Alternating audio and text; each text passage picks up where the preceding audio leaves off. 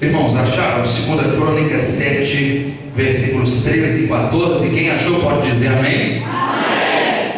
Diz assim: se eu cerrar os céus de modo que não haja chuva, ou se ordenar os gafanhotos que consumam a terra, ou se enviar a peste entre o meu povo, e se o meu povo que se chama pelo meu nome se humilhar e orar e buscar a minha face e se converter dos seus maus caminhos, então eu o ouvirei dos céus, perdoarei os seus pecados e sararei a sua terra. Esse que está na sua Bíblia? Amém? Você pode dizer um amém aí? Vocês estão ouvindo aí, irmão? Tem fé que Deus vai falar ao seu coração? Amém? Então vamos orar ao Senhor nesta noite. Pai, Deus Todo-Poderoso, nós clamamos ao Teu nome neste lugar, Jesus. Já adoramos ao Senhor, nós bendizemos a Ti, ouvimos a Tua voz, mas Te pedimos que ainda venhas falar um pouco mais aos nossos corações. Precisamos, ó Deus querido, ser visitados, ser impactados pelo Senhor e aprendermos de Ti nesta noite, em nome de Jesus. Amém, amém. Graças a Deus. Amém. Bem, irmãos, a palavra que Deus colocou no meu coração para nós nesta noite, eu não vou apenas falar, eu também vou ouvir. Antes de Deus falar com você, Ele primeiro falou comigo, tá? Quero falar sobre o tema: o agir de Deus frente às atitudes do homem. É importante nós considerarmos duas coisas, que em alguns aspectos Deus não precisa do agir humano para Ele fazer algo, tá? Para Ele tomar alguma atitude. Amém? Você crê nisso? Amém ou não amém? Amém. Eu vou repetir, para, se você não entendeu, lembrar e saber disso. Em algumas áreas, em alguns aspectos, para algumas coisas, Deus não precisa de nenhuma atitude do homem para Ele agir. Existem coisas que Deus faz, o homem fazendo ou não. Existem coisas que Deus age, o homem reagindo ou não, respondendo à ação dele ou não. Ele fez assim por várias vezes, e em vários momentos Deus mostra isso, certo? A Bíblia está recheada de exemplos que mostram essas coisas. Só que há outra forma de Deus agir também, que é em reflexo à atitude do homem. Deus também age em reflexo à atitude humana, ou seja, alguns momentos Deus age na sua vida de acordo com o que você faz primeiro. Entenderam? Aliás, não é você que faz primeiro. Ele lança uma proposta, atenção, Deus faz uma proposta para você, e de acordo com a sua atitude, Ele vai agir, certo? Ele dá para nós os seus mandamentos e coloca condições de bênçãos em cima desses mandamentos. Se cumprirmos ou não, aí nós receberemos ou não, vai acontecer conosco ou não, correto? Deus, Ele em alguns aspectos espera o agir do homem. Ele quer ver a nossa iniciativa diante de uma proposta dele, tá? Não é o homem que age primeiro, sempre é Deus que age primeiro. Deixa eu deixar isso bem claro aqui para você, entenderam? Deus é que sempre age primeiro, e aí Ele, em resposta à sua atitude, Ele vai agir da forma dele. Quem está compreendendo até aqui? Amém. Então, o agir de Deus frente às atitudes do homem.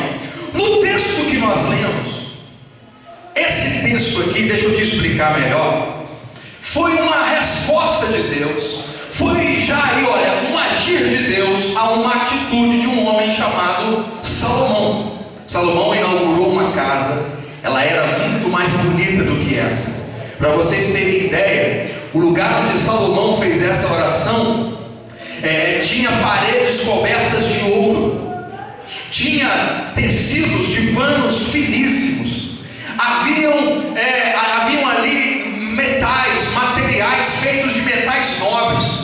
Ouro tinha em abundância naquela casa, naquele templo ali. Foi conhecido por muitos anos, aliás, é até hoje conhecido como o Templo de Salomão, o templo mais suntuoso e mais rico de que se teve relato. Só que não adiantava nada, tanta riqueza, se não houvesse a presença de Deus ali, certo, irmãos? Não adiantava nada, tanta beleza, se Deus não estivesse ali. Igual a nossa igreja, as pessoas vêm aqui, muita gente elogia, pastor, que igreja bonita, que irmãos bonitos, né? Não adiantaria nada isso se a presença de Deus não estivesse aqui, amém?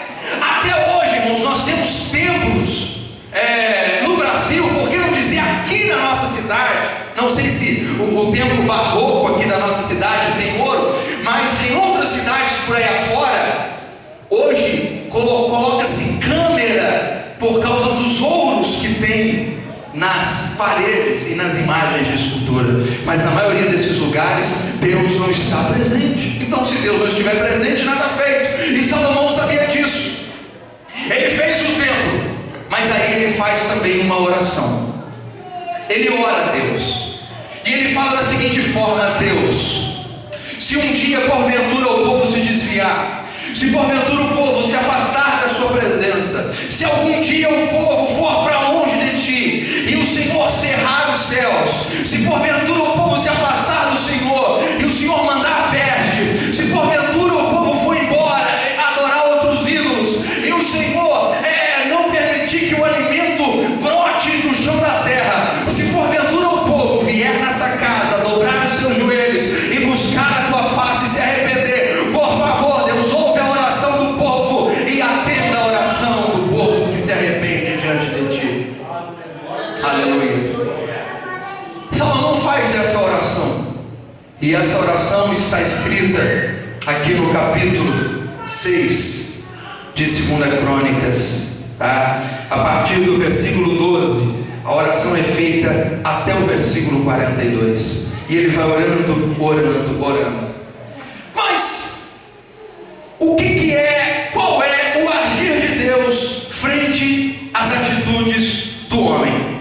Primeiro, se o homem voltar-se para o pecado, se o homem voltar-se para a idolatria, abandonar a Deus, qual vai ser a atitude de Deus? Deus inclusive falou isso com Salomão: se eu cerrar os céus. Ou seja, se Deus fechar os céus de modo que não haja chuva. Isso aqui, atenção, é um agir de Deus frente a uma ação do homem.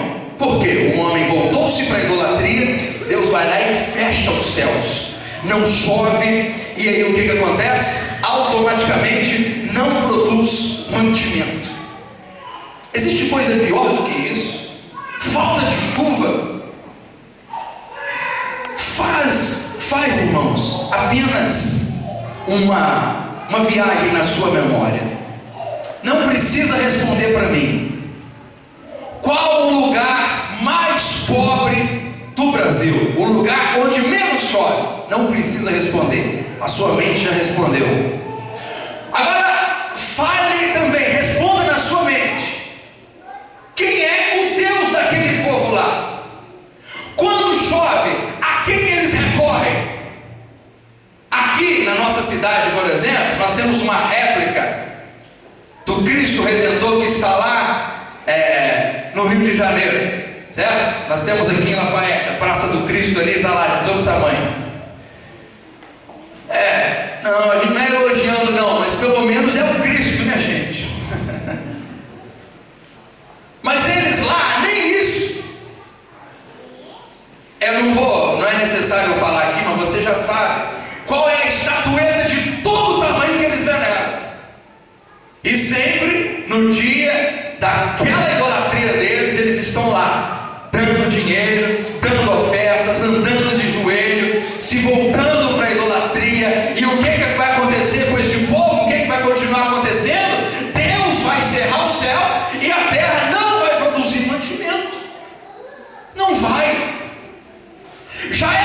agir de Deus frente à atitude do homem. Em Minas Gerais nós temos um lugar assim, chamado Vale do Jequitinhonha. Olha lá, vê aquele lugar, quantas igrejas evangélicas tem ali naquele lugar? Quase nenhuma. Há muito poucas igrejas evangélicas ali naquele lugar. As pessoas estão voltadas para a idolatria. E o que acontece com o lugar? Seco. Não nasce nada.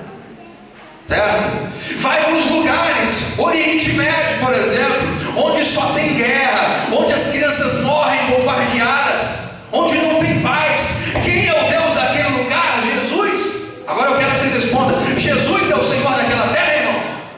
Não, não é. Jesus não é o Senhor daqueles países. Então o que vai acontecer? É isso mesmo. Quem é o Senhor da China, onde as pessoas sofrem trabalho praticamente escravos, por isso os produtos vindo da China são tão baratos assim? Onde? Quem é o Deus daquele povo? A Bíblia diz que se o povo afastar de Deus, Deus vai cerrar os céus e não vai derramar chuva sobre a terra. Segunda coisa que Deus faria: se ordenar aos gafanhotos que consumam a terra. Deus disse isso também para Salomão. Quando é, irmãos, que Deus fez isso? Algumas vezes, inclusive o profeta Joel falou a respeito disso, né? Os gafanhotos, migrador, destruidor, né? Que Deus mandou sobre aquele lugar. Lembram das pragas dos gafanhotos no Egito? Os gafanhotos vieram na direção do mar e cortaram todos os alimentos que tinha no Egito. Não sobrou nada sobre nada. Porque quando o povo não serve a Deus, quando as pessoas não servem a Deus, por isso que nós vemos muita gente em situação miserável. Isso mesmo, situação, condição de miséria. O Deus das pessoas que vivem em miséria não é Jesus. Eu já vi, irmãos, eu não sei se alguém aqui já viu, muita gente que saiu da miséria depois que aceitou Jesus como Salvador. Quem já viu aqui? Muita gente saiu da miséria depois que aceitou Jesus como Salvador. Sai da miséria. Eu estou falando sobre teologia da prosperidade. A teologia da prosperidade, ela diz que quanto mais você der para Deus, Deus vai dar para você.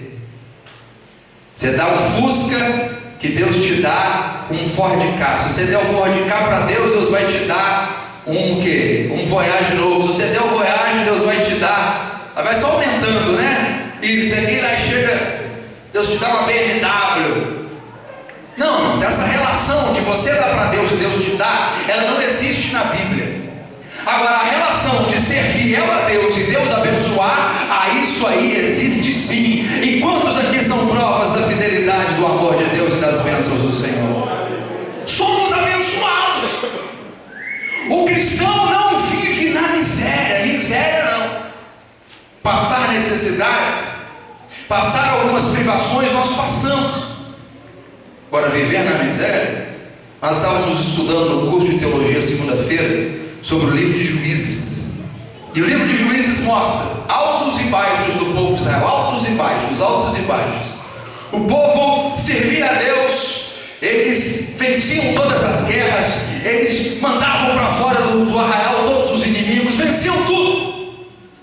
Aí a terra descansava, o povo descansava também e se afastava de Deus. E o que acontecia? O povo descansava, largava a mão de servir a Deus, ia servir a idolatria. Vinham os midianitas, os filisteus, os amonitas, oprimiam aquele povo. O povo ficava tantos anos na mão do inimigo, na mão do adversário, até que o povo se humilhava, buscava a Deus e de novo o povo voltava para a presença do Senhor. Deus levantava um juiz que vencia o inimigo e assim sucessivamente. Foram vários e vários e vários juízes.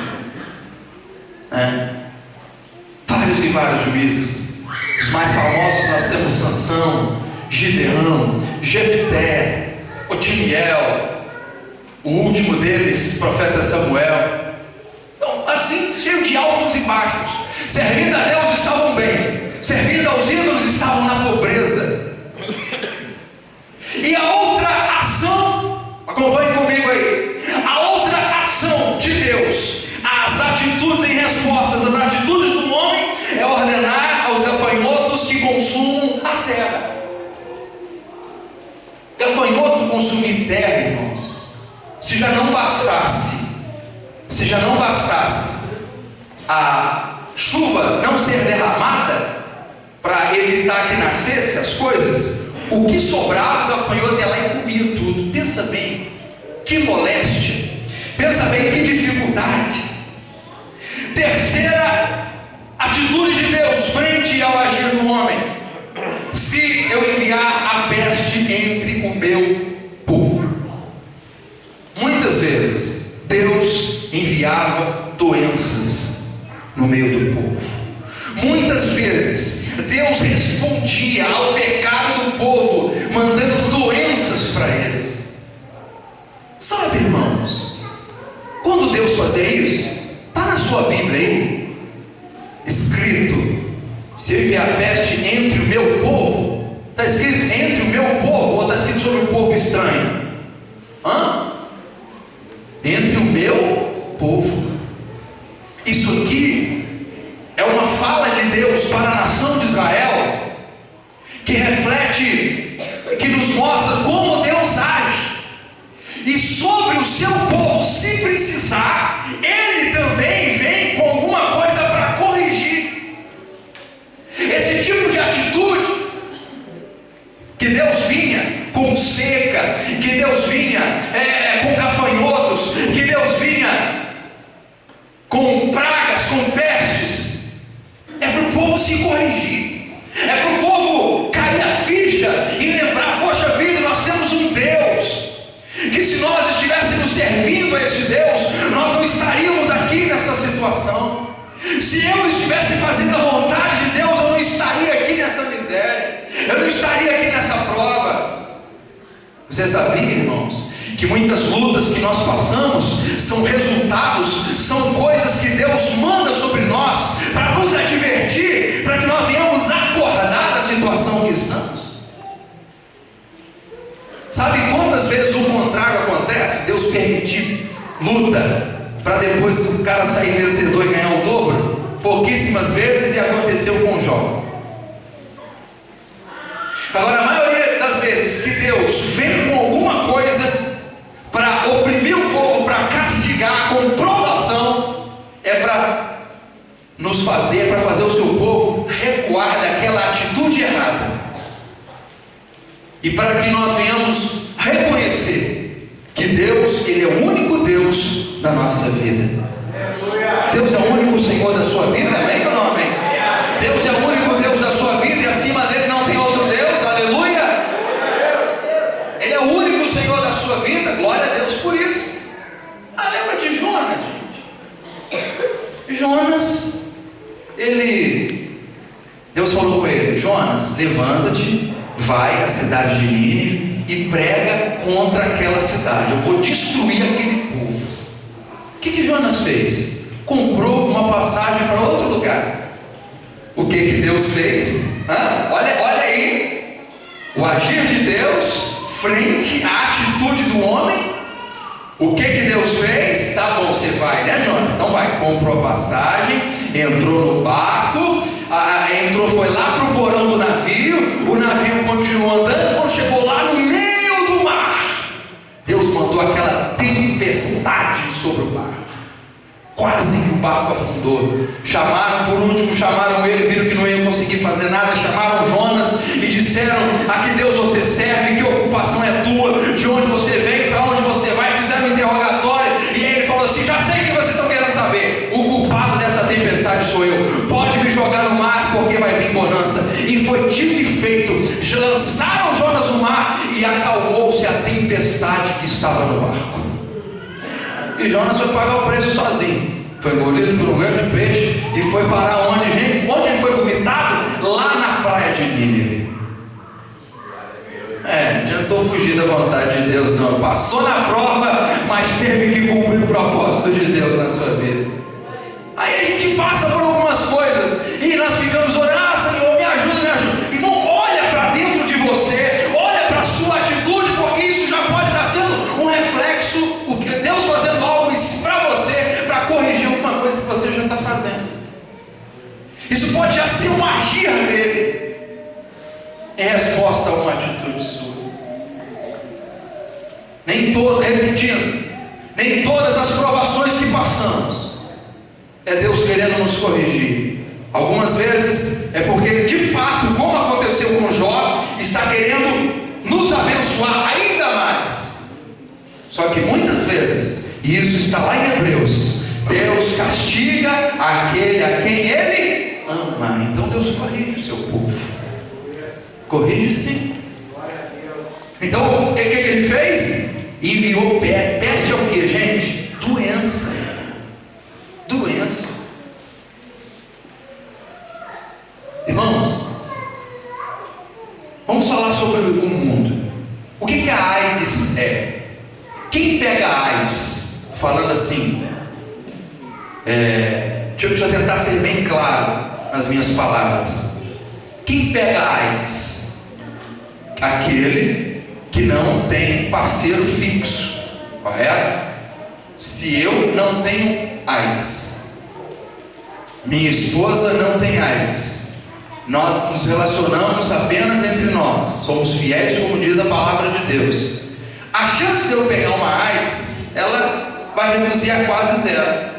Acontece de eu, alguém pegar uma transfusão de sangue errado, que é raríssimo isso também, porque tudo tem análise. Um acidente acontecer, alguma coisa, pode acontecer. Aí eu falo, estou com AIDS.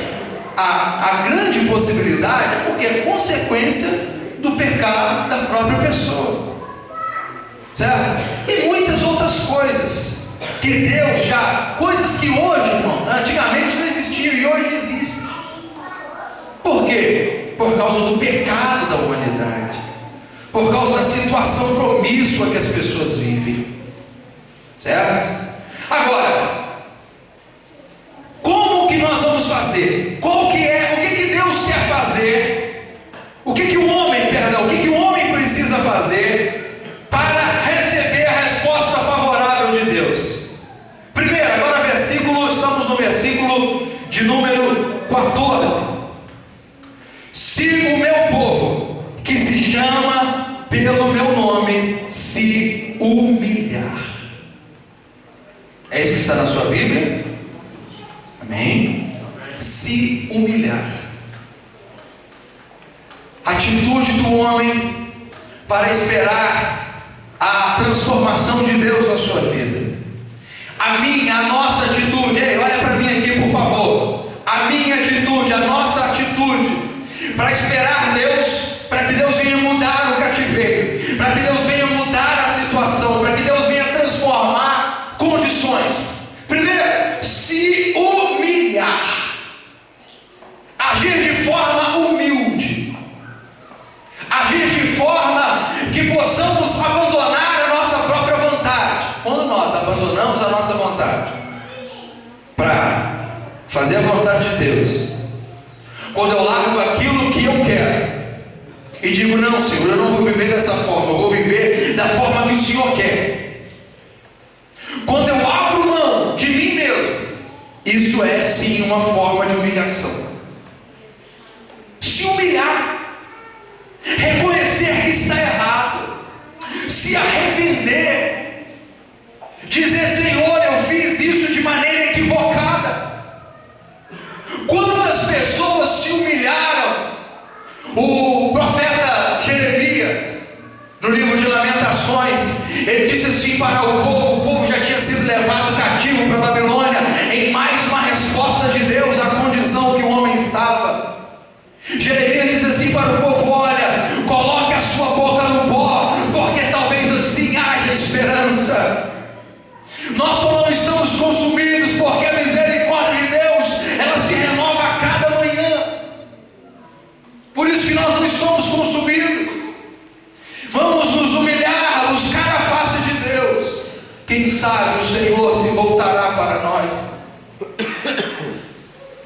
Primeira atitude nossa frente o agir contrário de Deus contra as nossas vidas, se humilhar. Jonas fez isso, gente. Quando ele disse para o povo: eu sou culpado, pode me jogar ali, ele estava se humilhando para Deus. Lá na baleia ele teve que se humilhar, querendo ou não. Teve que se humilhar, não tinha saída, não tinha recurso para ele. Segunda situação que precisamos fazer: orar e buscar a face de Deus. O texto diz lá: se o meu povo, que se chama pelo meu nome, se humilhar, orar e buscar a minha face. Oh, irmãos, quantas pessoas estão afastadas de Deus? Quantas pessoas não oram mais? Quantas pessoas não buscam mais a Deus? Muita gente tem mania em entrar em campanha de oração para que os outros orem por ele. Nós não somos contra esse tipo de trabalho, fazer campanhas de oração, buscar tantas vezes, não há o menor problema de se fazer isso. Mas algumas pessoas criam tanta dependência da oração dos outros que elas chegam ao ponto de não orar.